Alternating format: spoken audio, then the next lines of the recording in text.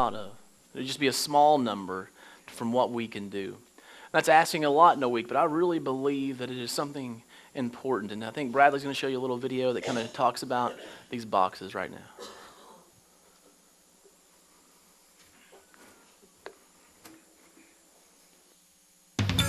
It starts with a simple gift that carries a powerful message that God loves you and your greatest journey is still to come. It's Operation Christmas Child. The power of a simple gift. We know here at Operation Christmas Child that God can take the shoebox that you have filled and that He can take that box and He can use it to transform lives.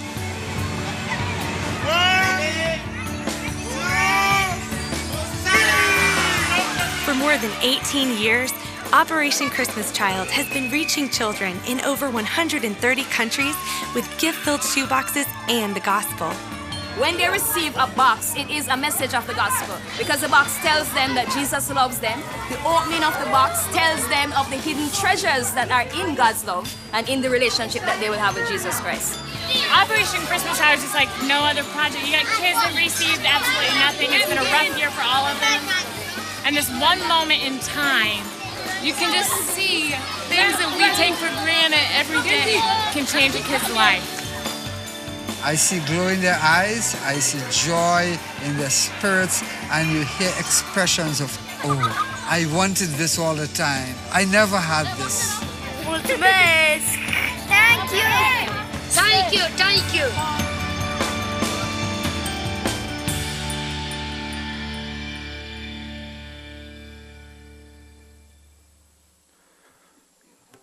Amen. So you don't have to worry about the postage. I think we've got plenty of boxes. You don't have to worry about buying one of these plastic boxes. You can if you want to, but you don't have to worry about that. We've got some boxes you can use. But let's make sure that we can do at least 200 by next week. Sound good?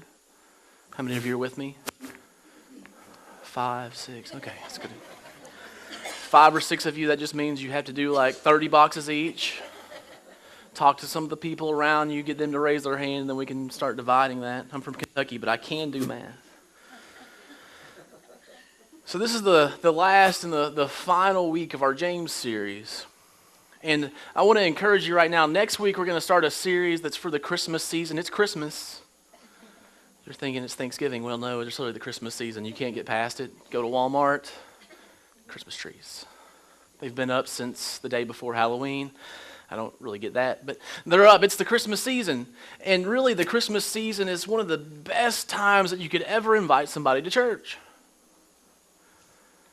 In most parts of the world, this is a little different, but in most parts of the world, other than the country that we're living in today, actually Christmas is a bigger holiday than Easter.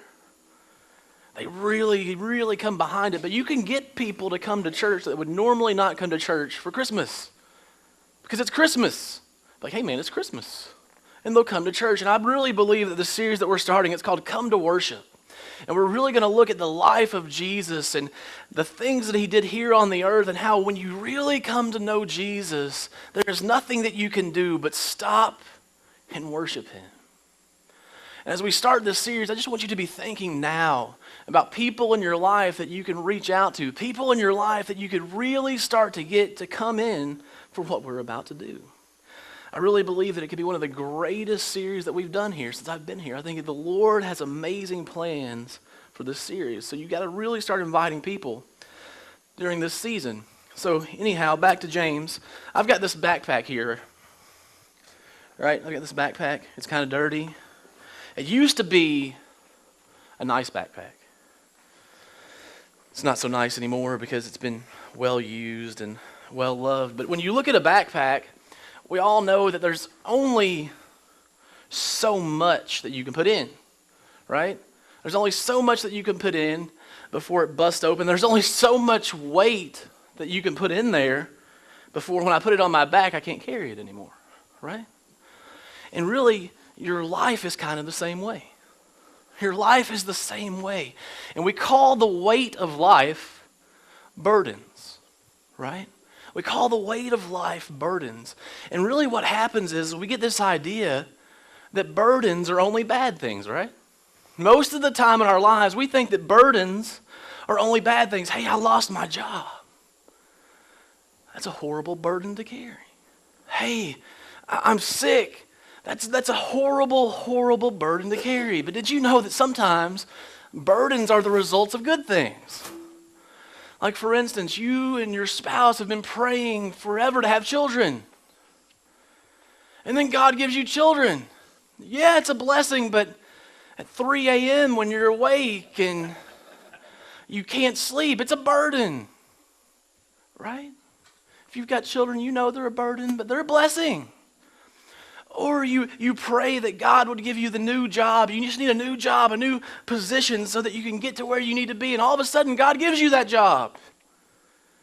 And all of a sudden, you're faced with tons more responsibility. It's a burden.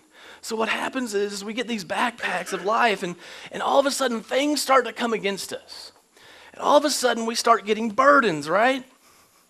And they just start going in our bags. They just start to go in there. And what we like to do is we just like to carry it around. So we put our burdens in our backpacks and we just carry it around. And that's just the way life is. We have all these burdens that we have to carry. So we say, you know what, I've got this. I've got this burden. I can carry everything that I need to. And what happens is if you really go to a therapist or a counselor, they'll tell you that there's only 3 things that happen when burdens come into your lives.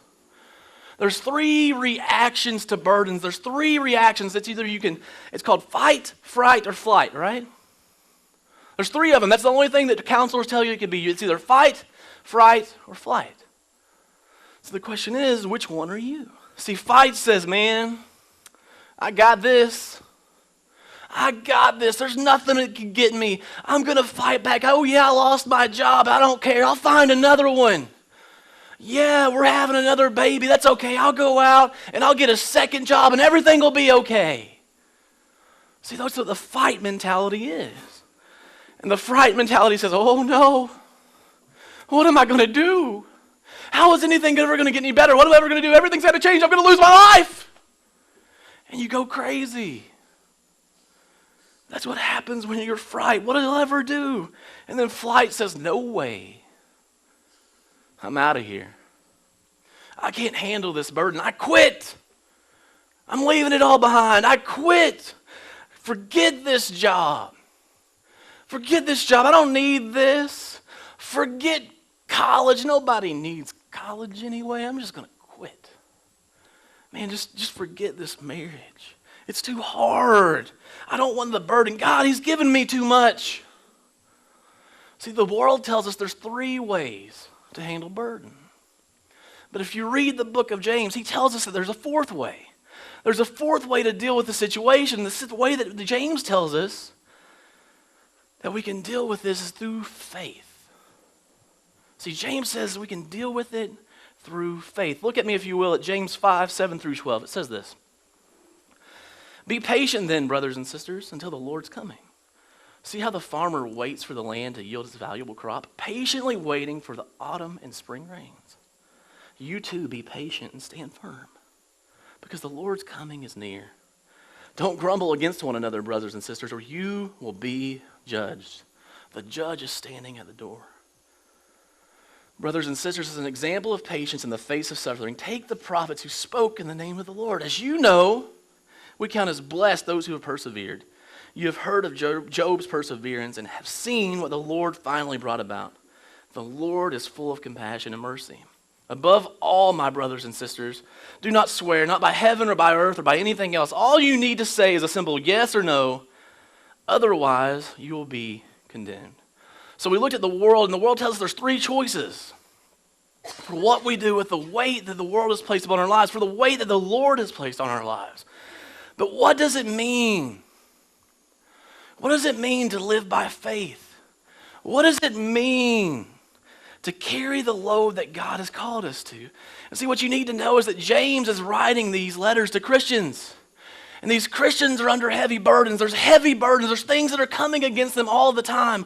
When they least expect it, they get something else. See, there's these Christians, and they're living in this predominantly Jewish world, and they're the only things there that believe in the Lord, and they're living there. They're the persecuted church of that day. And they have a heavy burden.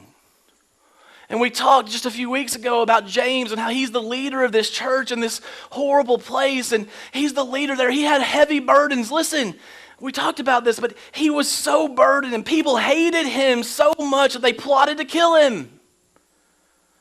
They said, you know what, we don't like you. The things that you've got, we hate you. So they plotted to kill him, and we know that at the end of his life, they took him to the top of the temple, and they threw him off. But he didn't die. So they circled around him, and they just beat him until he was dead. But he was under some intense pressure. That's a horrible pastor story. Pastors all the time, they're talking about how they've got it bad. Nobody's had it that bad, I assure you. But not only that, he's writing to a church that's dispersed. It's just not in just one location, it's everywhere. He's everywhere. He's writing to this church that's everywhere, and he's giving them counsel as to what to do in their lives. And we have to remember that he's the little brother of Jesus. He's the little brother of Jesus, and James has seen someone carry intense burdens. I think we could all agree that no one has ever carried the burden like Jesus has. Nobody has ever had to carry such a burden. So he watched Jesus, and he learned from his instructions and his interactions with people. He heard Jesus say, "Come to me, all who are weary." There's times when we say, man, I can't do this. There's times when we say, I can't carry this burden. I can't do this. And Jesus says, all who are heavy laden, all who are burdened. But why come to him? Because his burden is easy and his yoke is light. See, this community understood what that meant.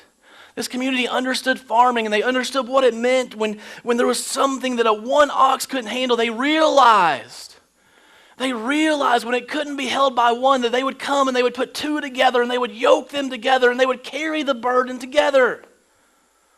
And see, what James is saying here is he's saying, you know what? Jesus isn't going to take your burdens away. He's not going to take them all away, even when they keep coming when you don't want them to. I'm not going to take them all away, but I will help you to carry them. So Jesus is telling people, anything you don't think you can handle, anything that you don't think you can handle, you just bring it to me. Anything that you know that you can't handle on your own, anything that you know that you can't do, just bring it to me, and I'll help you. I will carry it with you. I'll make it easier for you. You're still going to have to take some of the load, but you can bring it to me. So watching this, James knows that people are at this point, they're being overwhelmed. They're burdened, they're beaten down, they're exhausted. They're trying to figure out what they're going to do next. So he's writing to him, and he's saying, listen, there's this way of faith. There's this way of faith, and this morning I want to give you 4 principles. And what I want to do is this morning with these principles, I want to kind of pose them in the form of a question so you can truly get what he's saying. And the first principle is this: how is your heart? How is your heart? See, what he's trying to say is this. He's saying, you know, while we can't control what is going on around us and the things that are going on in our world and outside of us, we most certainly can control what's going on inside of us. Even though you may not like your circumstances, maybe you lost your job or your family members passed away or you caught your child doing something they shouldn't do, whatever it is, you can't control those things. But what you can control is how you respond in those situations. And listen, this is something that the Lord is dealing with me with on a deep level. And we got to remember that the major theme in the Bible talks about the heart. And the heart in the Bible is this thing, and it's really the center of who you are as a person. When the Bible talks about your heart, it's talking about who you are as a person. It's the place where all of your decisions, all of your motives come from.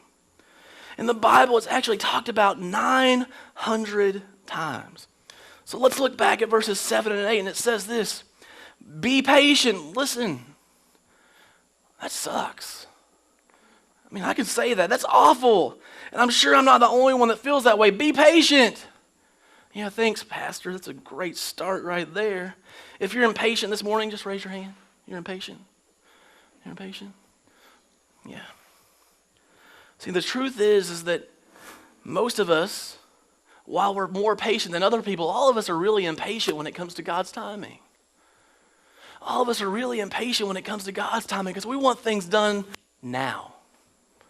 We want things done now. We want it our way. It's hard to hold on to what God wants us to do, to wait for His timing. So He says, be patient. Then, brothers and sisters, remember, He's talking to the Christians. And if you're impatient like some of us, you say, oh yes, I can do this. I can be patient. But wait a minute, how long are you talking about, Pastor James? How long are you talking about? You want me to be patient? Until the Lord's coming. What? Listen, James, I get it. This is really easy for you to say because like when you wrote this letter, Jesus had only been dead for like 50 years. So you kind of understand this. You were really sure that He was coming back. But James, the thing that you don't get is Jesus has been dead a long time. I mean, Jesus has been dead for over 2,000 years, and you want me to be patient? What if it takes Him 3 times as long to come back as it's already been? You want me to be patient for how long? See, the problem is that we tend to think in terms of our lifespan. So when we think about this world and we see the things around us and we hear God talking about be patient, and we think about 2,000 years even, we think about things in terms of our lifespan. But God is so much higher than that. He's so much deeper than that. 2,000 years in the eye of eternity is nothing. And here's the deal. Some of us, we've done some extensive research on eschatology or the end times or the end of things, and well-meaning teachers for years have held us and they've taught us these things. They said, here, we can put a list together. Here's a list of things that must happen before Jesus comes back. Well, first this will happen, and then next this will happen, and then next this will happen, and then next this will happen, and then all this stuff's going to happen. So within the next 50 years, Jesus will return. See, the problem is that people have been putting lists like that together for centuries. People have looked at the world around them for centuries and they said, oh, this is it right here. Oh, this is the next thing that has to happen. This is the very next thing that has to happen. Jesus is coming soon. And the Bible tells us that we should look and know the seasons are changing and know that things are coming so that we can know the time when Jesus is returning. But the Bible also says no one knows the day except for the Father in heaven.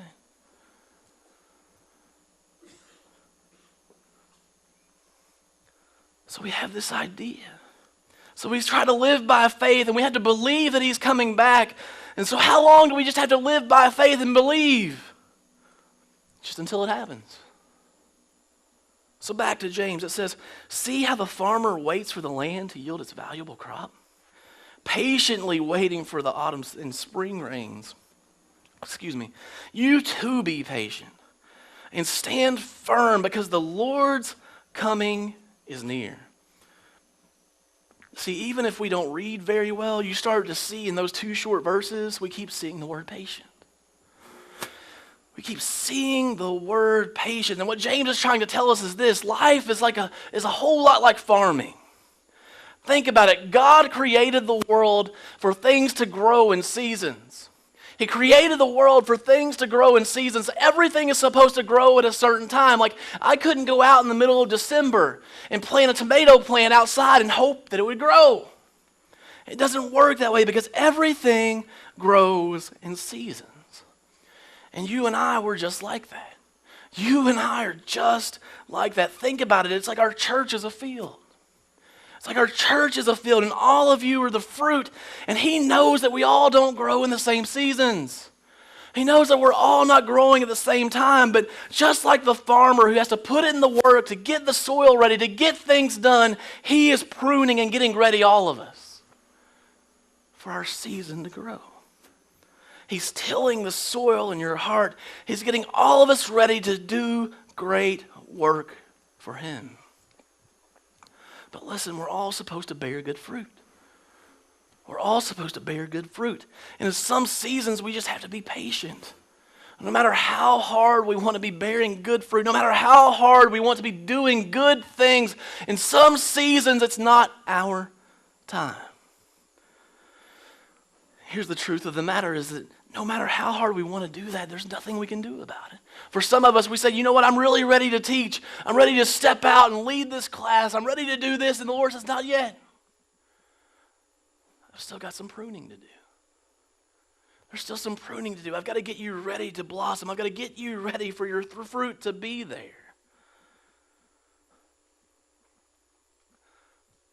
If you look at these verses, and we'll look further on, but if you look in the verses that we read this morning, verse 7 says, be patient. Verse 8 says patient. Verse 9 says patience. Verse 10 says patience. Verse 11 says steadfast. Verse 12 says steadfastness. It's all over the place. Be patient. Hold it together. And I really believe that we live in the most impatient time in the history of the world. We've got planes, we've got trains, we've got automobiles. We can be all over the world in no time. Anything you want, you can click a button and it can be delivered to your house. God forbid it show up late. But we live in the most impatient time in history.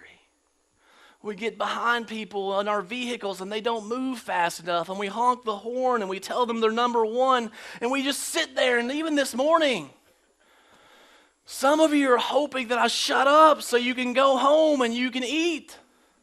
You've got food to eat, you've got animals to shoot, and you just want me to shut up.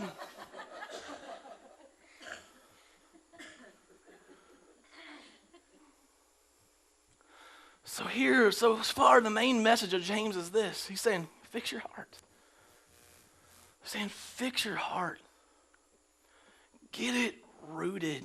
Because what happens is, for some of us, we always want to fix ourselves, right? For some of us, we always want to fix ourselves, or we want to fix someone else. And he says, fix your heart. Fix your desires. So he's saying you got to protect your heart. You got to get it ready, establish it, get it rooted, because what happens is when we have these burdens, when we're carrying them around, sometimes we think, you know what, I just can't do it. It's getting too heavy. It's just way too heavy. It's more than I can bear. This weight is going to pull me down. See, the problem is we get this anxious heart. We get an anxious heart, an impatient heart. And the impatient heart and the anxious heart, it sees the weight and it looks at the future and we see no hope. We feel the weight and we see the future and we're like, there's nothing I could ever do. We start to manifest these thoughts in our heads. We start to manifest and think things that may never happen, and we worry about things that may never come to be. And you know what happens when you manifest thoughts and you think about things that may never happen? You turn yourself into a false prophet. Oh, Pastor, that's not true. Well, yes, it is. You're foretelling of events that may never happen. You're foretelling of events that may never even happen. I think a lot of this comes because we have no hope. We've lost sight of what God and what He can do for us in our lives, and we've lost hope, and we've become impatient, and we don't think that He can pull through. See, the other thing that can happen if we don't protect our heart and get it established and rooted is we can have a sad heart. We can have a sad heart. And really, this is just depression. And we have tons of it in this world. And listen, it runs rampant in my family. Depression runs rampant in my family. It's a huge deal. And if I'm completely honest with you, that's something that I've fought off my entire life.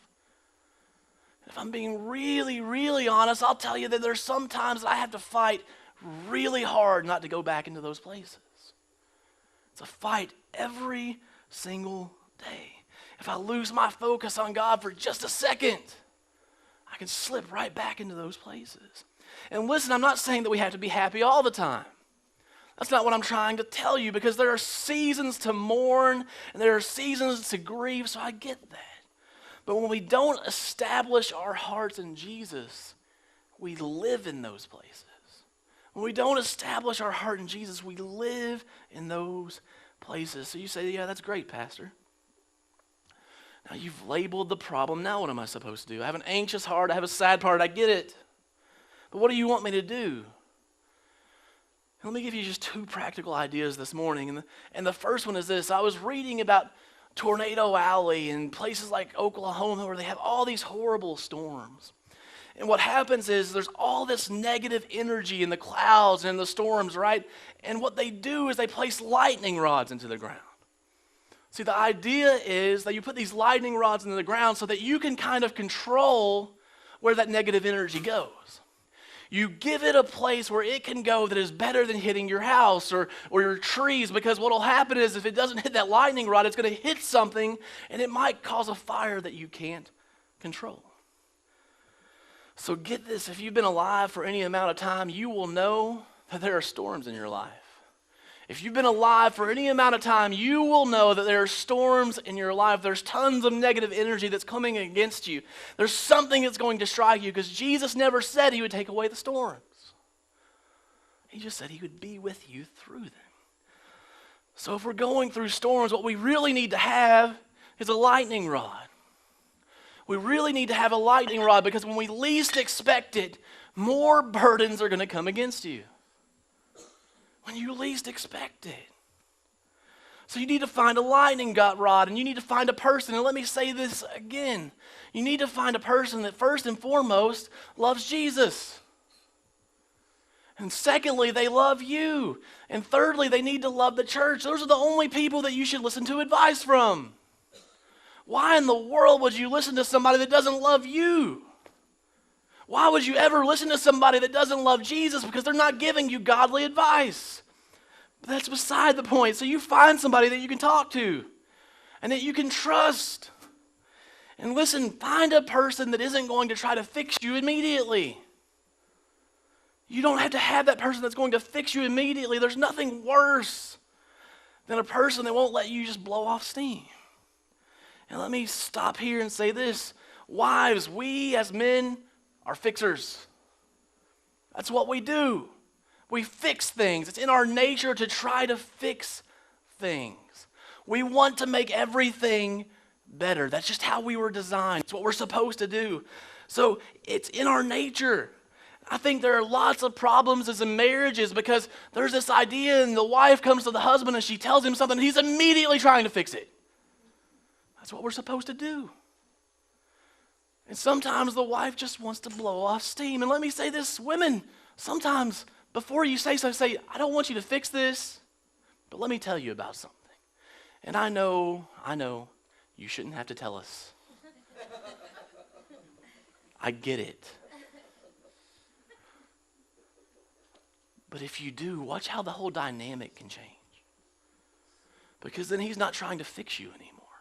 He's not trying to fix your problem. He doesn't have that desire in him. And you think it's bad that he's trying to fix you. And he thinks it's bad that he can't. It takes away all that guilt on both sides.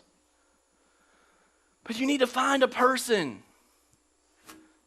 that you can talk to, that you can be that lightning rod to, that you can take your problems to, so that when that comes against you, you can let it out. And then in wise time, when it's ready, when it needs to be done, like a good counselor would, like a good coach would, they come and they try to help you with your problem when the timing is right. So we can get a lightning rod. And the second thing that we need is a release valve. The second thing we need is a release valve, because think about this. Think about a pressure cooker. If the steam builds up, and it keeps building up, and it keeps building up, and there's no release valve, you get something like this.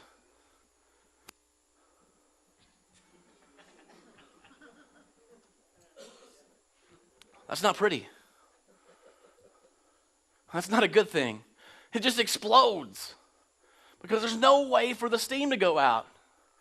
And I'll tell you that the thing that I learned in college back when I was in thermodynamics, the worst class you could ever take ever, the most reasons that pressure cookers blow up is because people take the weight, and they put it in a drawer, in their junk drawer, right?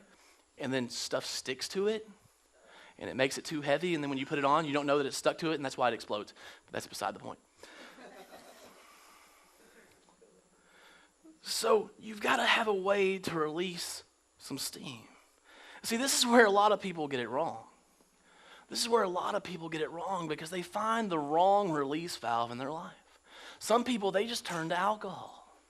They turn to alcohol because it lets everything go. They don't worry about it anymore. All the steam's gone. And I'm not saying that drinking alcohol is wrong in totality. But what I'm saying is that some people turn to alcohol for their release, and then they get caught up. That some people turn to drugs. It just makes them not worry about it. It's a good way to release some of that pressure. They don't have to deal with it. And they get caught up. And listen, I'm not trying to say that you have to deal with all that pressure on your own.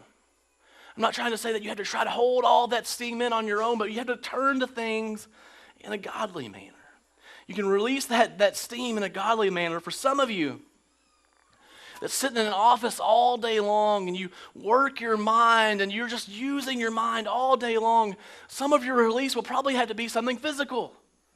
Something to allow your mind to shut down for a little while. Something to allow you to do that. It might look like hiking or running or playing basketball or hugging your kids or snuggling your wife. Just something physical.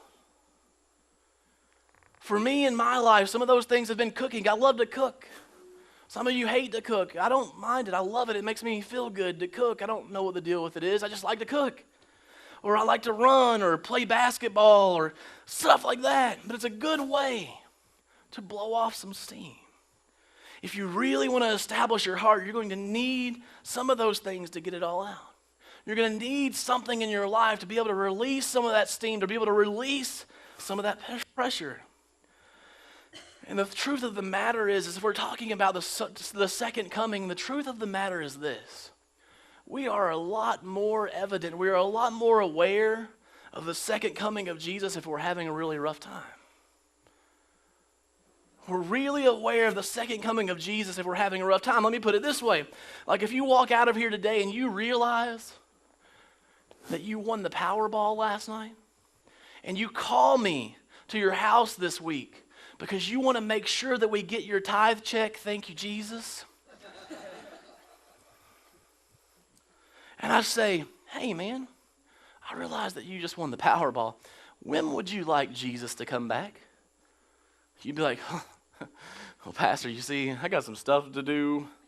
I got some stuff to take care of. I got it going on right now. So he can come back, I don't know. Just give me some time.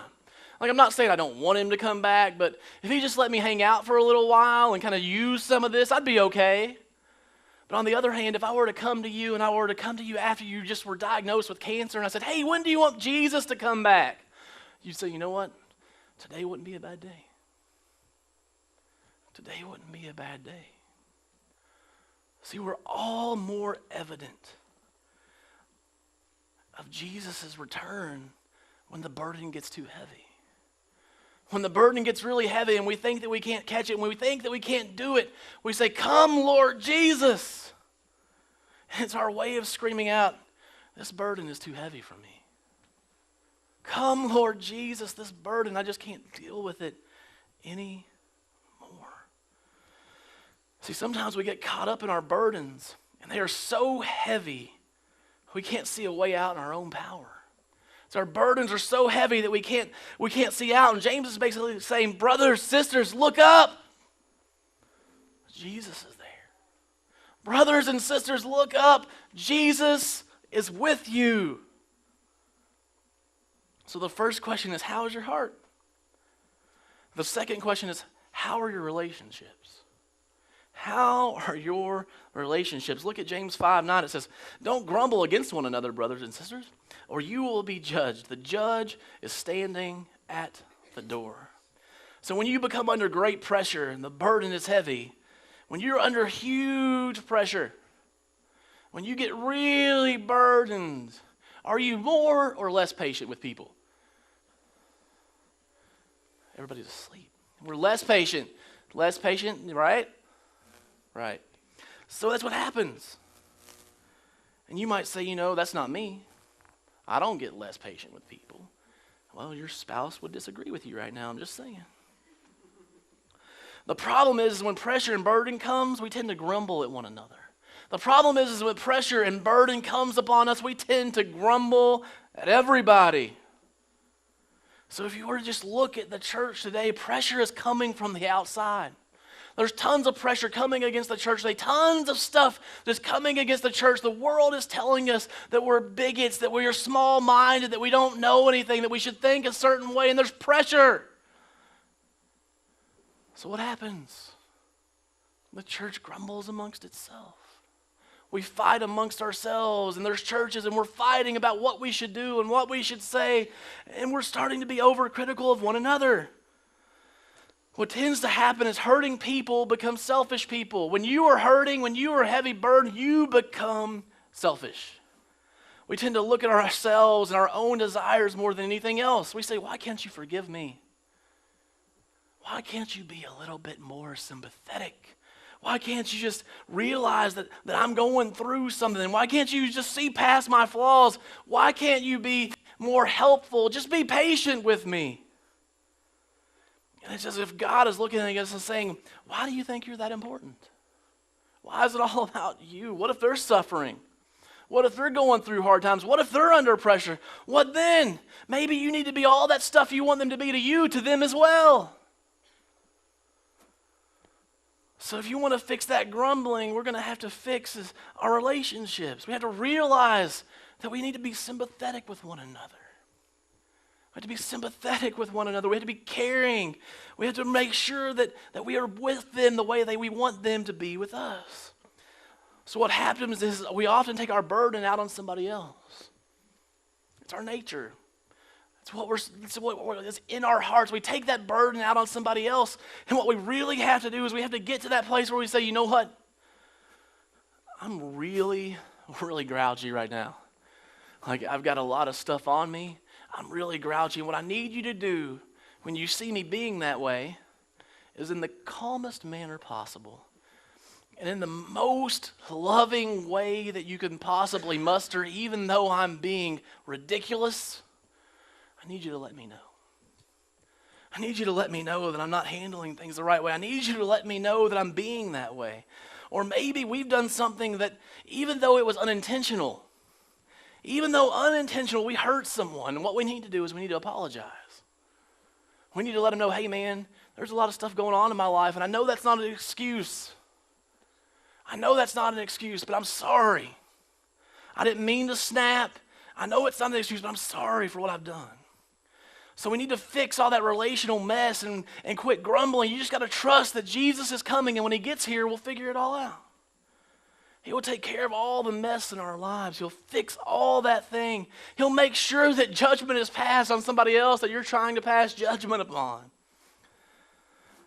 And he won't pass judgment the way that you want it to be. He'll pass it in the way that it should be. So how is your heart? How are your relationships? And thirdly, how is your steadfastness? And really, this is the heart of what he's speaking about. Really, this is the heart of what James is speaking about. He says, brothers and sisters, as an example of patience in the face of suffering. And I don't know about you, but really these are two things that don't normally go very well together. Patience and suffering, like the two are normally mutually exclusive. Like if something is good, I can be patient all day long. But in the face of suffering, we don't tend to be very patient. We don't tend to be like, oh yeah, this suffering is great. And he goes on and he says, take the prophets who spoke in the name of the Lord. As you know, we count as blessed those who have persevered. You have heard of Job's perseverance and have seen that the Lord finally brought about. The Lord is full of compassion and mercy. Let me ask you this question. How many of you, when you hear about the prophets and how in the face of great danger, in the face of great turmoil, when they were being persecuted, when they were being beat down, they stood fast. How many of you, when you hear those stories, you're like, that is an amazing story. I love their steadfastness, right? We would all probably say that's a great thing. Let me ask this question. How many of you want to be a prophet? Probably not many of us. Why? Because it's no fun. I mean, it's absolutely no fun. There's nothing there that it hurts. Being a prophet hurts. And here's what Hebrews 11:35 through 38 said. It said, some were tortured, refusing to accept release so they might rise again to a better life. Others suffered mocking and flogging and even chains and imprisonment. They were stoned, they were sawn in two, they were killed with the sword. They went about in skins of sheep and goats, destitute, afflicted, mistreated, of whom the world was not worthy. That's a great line. Wandering about in deserts and mountains and in dens and caves of the earth. See, the scary thing is that in the day of the prophets, they were villains. In their day, in the time period that they lived in, they were villains. And in our world, we consider them to be heroes. But in their day, it was not like that at all. And see, what happens is when we become really heavy burdened, when we become really weighed down, when we become really weighted, we start to think that we're being persecuted in the way that Jesus was.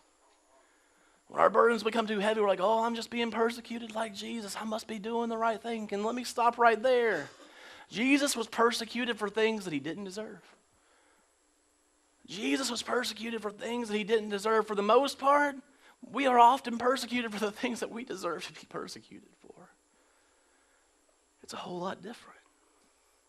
It's a whole lot different. But there will always be times and seasons when we are being persecuted because we are walking in the way of Jesus, that's for sure. So he talks about the prophet, and then he talks about Job, and you can take the time when you get home to read the book of Job. It's exciting. It's a great read. And let me say this, we like to turn Job into this superhero, right? He was an amazing person. But really, Job was just a man.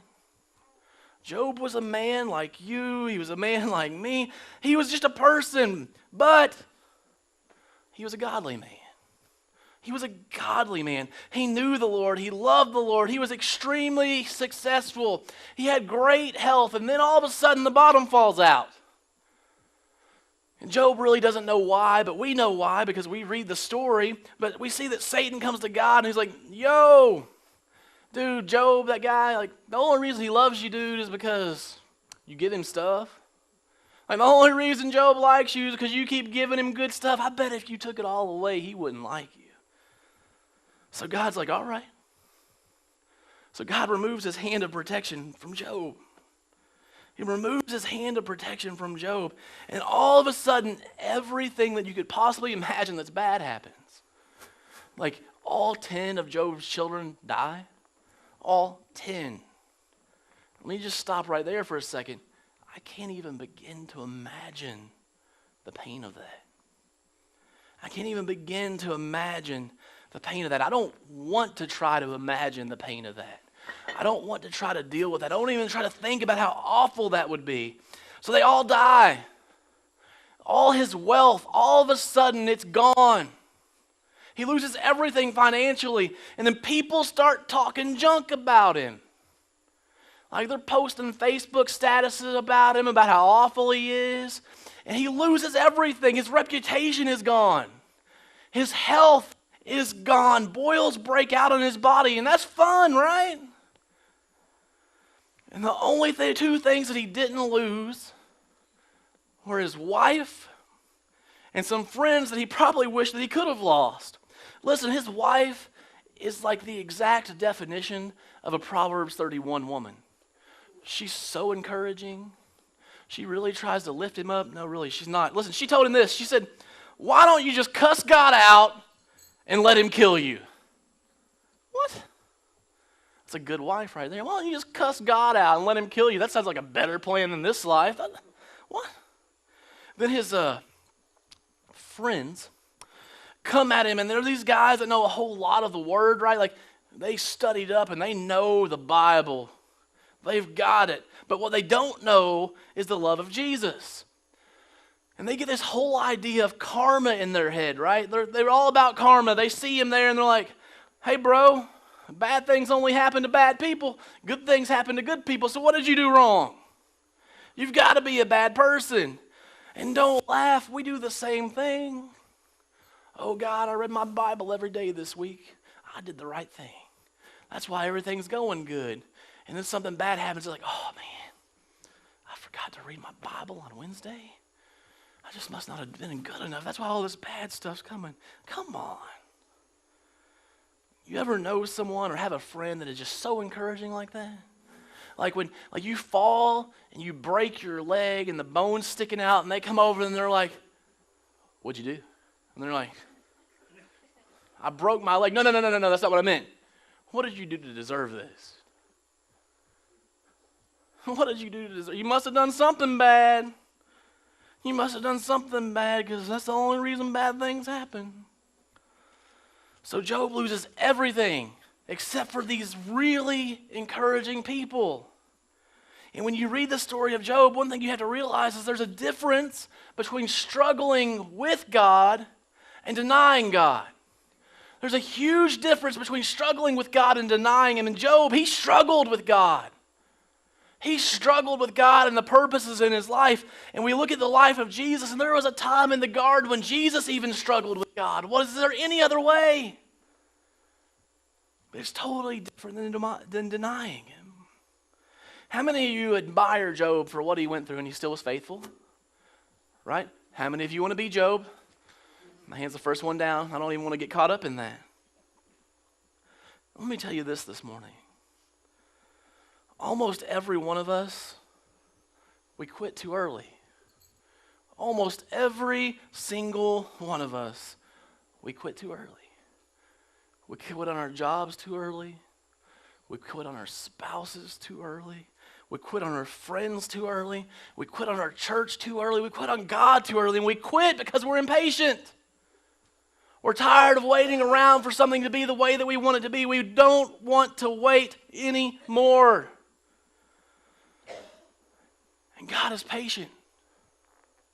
God is patient. Sometimes we are just moments away from Him turning that person that we can't stand anymore into the person that we need them to be. And that's exactly what James is saying. He's saying, then you'll have seen the purpose of the Lord. You see that steadfastness. You're holding on only if you persevere, only if you hang on, only if you endure, only if you keep it together. Then you'll see the purpose of the Lord. Then you'll see the purpose. You'll look back and you'll say, oh, that's what He was doing. Oh, that's what He was doing in me. That's what He was working on in me. That's what He was working on in them. Now I can see why it took so long. And see, the beauty of this situation is no matter the burden, no matter the struggle, Jesus understands it. Hebrews 4:15 and 16 says, for we do not have a high priest who is unable to empathize with our weaknesses, but we have one who has been tempted in every way, just as we are, yet He did not sin. Let us then approach God's throne of grace with confidence so that we may receive mercy and find grace to help us in our time of need. So Jesus is saying, I understand. Everything you're experiencing, I've experienced. The place where you are right now, the place where you are, I have been there. I was there for you, and I'll be there with you, and I'm compassionate. I understand everything that you're going through. See, Jesus is awesome that way. And the last thing is this. How is your mouth? How is your mouth? See, we talked about this for a couple weeks, and I know that none of us struggle with our mouths anymore because we've been really dealing with this for a really long time. But he says this in verse 12. He says, above all, my brothers and sisters, do not swear, not by heaven or by earth or by anything else. All you need to say is a simple yes or no, otherwise you will be condemned. So what he's talking about is oath. He's saying, don't take those. Just let your yes be yes. Let what you say stand true. Whatever you say, stick to it. Some of the worst decisions we make in our lives are in those moments when we lose sight of the big picture. Some of the worst decisions we make in our lives are those times when we lose sight of the grand picture and we only see what is right in front of us. We take an oath to our spouse, and in the short term, we lose sight of what we made an oath to do. And we say no to what we said yes to. And Jesus says, be steadfast. James is saying, be steadfast in all that you do. See, God is not a God that will say yes and then change His mind. He stays the same. He doesn't quit too early. He doesn't give up too soon. What normally causes us to feel that way is because we've lost sight of Him. See, Jesus, He carried an enormous burden. On a cross, he put on a broken and battered body. He carried the sin for all the world to see.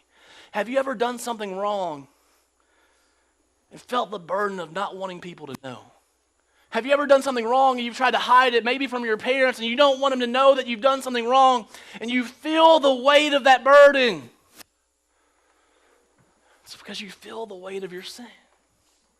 Now think about all the stuff that you've done wrong that you can think of in your life and all the burden that would add up to. And Jesus carried all of that burden for all of us. He carried it to the cross. He carried all of that burden. And the problem is we walk around through lives and we have all of this weight, and we're walking around and we say, you know what, I've got this. I can do it. I don't need anybody else. I've got this all on my own. I can carry everything that I have. There's nothing that can come against me, and we get tired. We get to this place and we find a quick fix, so we sit down for a little while. And we rest ourselves and we prop ourselves up. There's some new treatment system. There's some new idea that we think is going to fix it all. But it all falls away. And all of a sudden we realize that we've never dropped that burden, that it's still carried on us. We're still holding on to it. And we got to figure out what to do. So we just keep walking through life and we just keep carrying this burden, the burden that we were never supposed to carry in the first place. And we're holding on to it. We just keep walking, and we start to get tired. It's heavy, and we got to figure out what we're going to do, and we say, I don't know what to do anymore.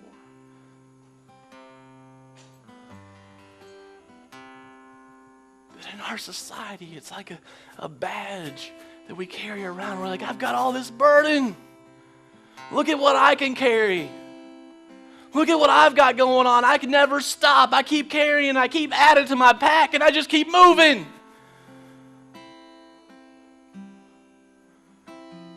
And we just keep holding on to this stuff. This stuff that Jesus never wanted us to have in the first place. And Jesus says, don't hold on to that anymore.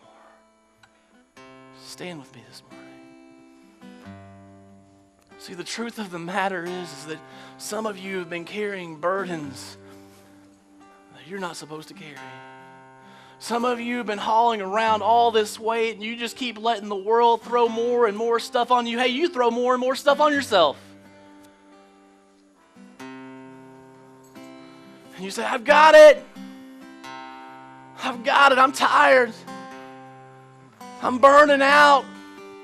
I'm dropping down fast, but I'll find something sooner or later, and I can rest for just a moment. I can rest for a moment, and then I can get back to work.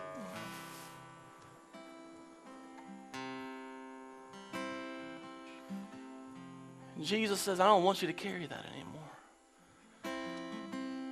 Jesus says there's no need for you to carry that burden. There's no need for you to carry all that junk.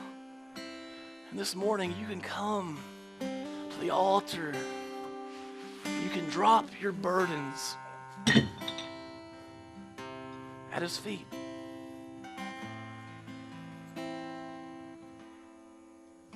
You can give it all back to Him. Let's pray this morning. Father,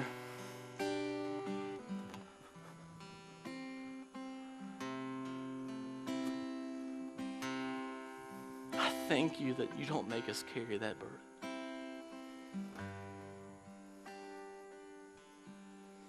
Father, I thank you that you could take that weight off our shoulders.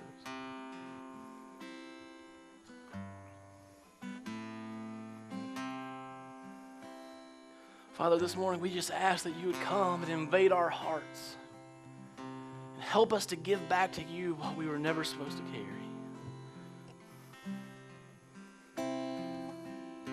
Father, we love you this morning.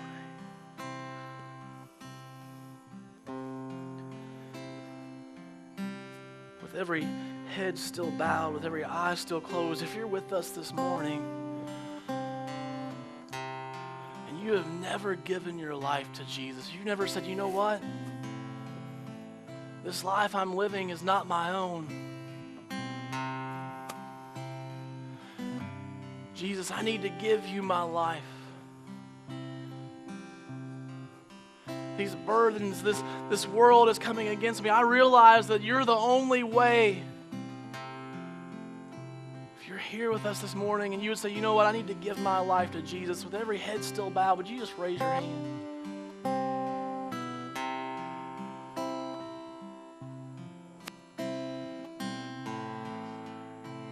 Thank you. Thank you.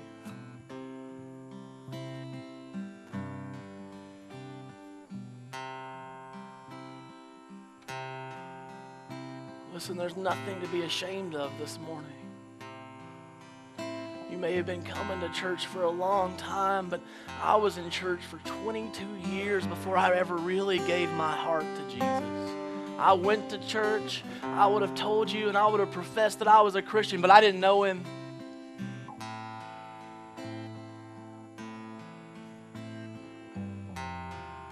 Just give you another second. If you need to give your life to Jesus this morning, just raise your hand.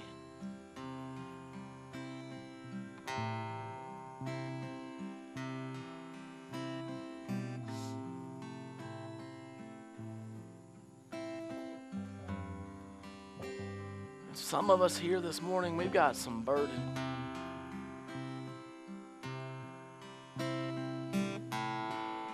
We've been carrying it for far too long.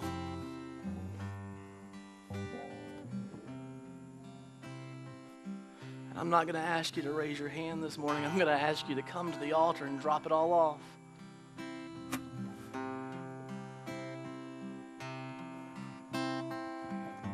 Take that step of faith and say, you know what, God, I don't want it anymore. I give it all to you.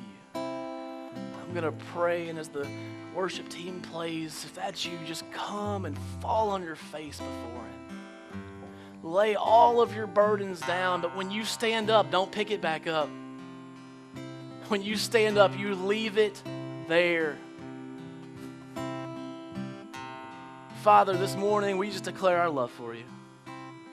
We declare that you are higher than anything that we could ever possibly say, do, or imagine. Father, it is by your name alone. It is by your name alone that we are saved. Father, this morning we come before you and we lay our burdens down before you. Lord, this morning we just love you. It's in your mighty and precious and holy name we pray. Amen.